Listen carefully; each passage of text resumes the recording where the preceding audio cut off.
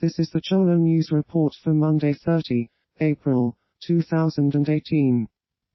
The Palestinian National Council, legislative arm of the Palestinian Liberation Organization, convenes for the first time in 9 years in Ramallah.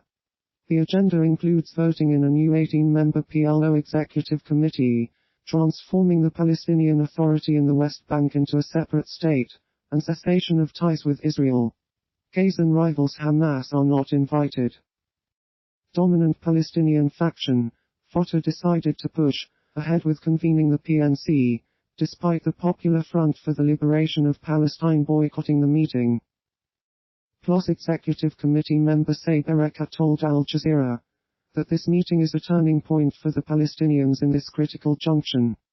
The agenda will also discuss the United States' positions on Israel, especially the United States' recognition of Jerusalem as Israeli capital, and ways to deal with the measures. The Israel Defense Forces arrest a suspected Hamas member caught tampering with equipment at the Karni crossing on the Israeli-Gazan border. A video distributed by the Israeli army shows thermal imaging of a man climbing the fence and tampering with what appears to be a security camera. On Friday, following the protests along the border, Palestinian media reported 4 were wounded in Israeli bombings across the Gaza Strip. Amnesty International makes a fresh call for an arms embargo against Israel, claiming malicious tactics and murderous attacks on Gazan civilians justify one. Amnesty International has renewed its call to impose an arms embargo on Israel, following recurring clashes between the IDF and protesters in the Gaza Strip. Palestinians have been gathering at the Gaza border for several weeks, with the objective of storming the security fence in order to mark what they claim to be the return to their original homeland. Amnesty International is known for speaking out against Israel, and frequently and extensively critiques the country for alleged violations of human rights.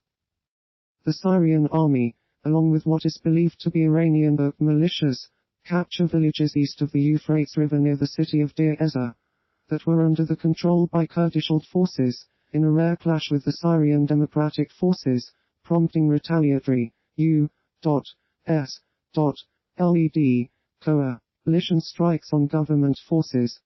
The U.S. military says in a statement that the coalition used established deconfliction channels to de-escalate the situation.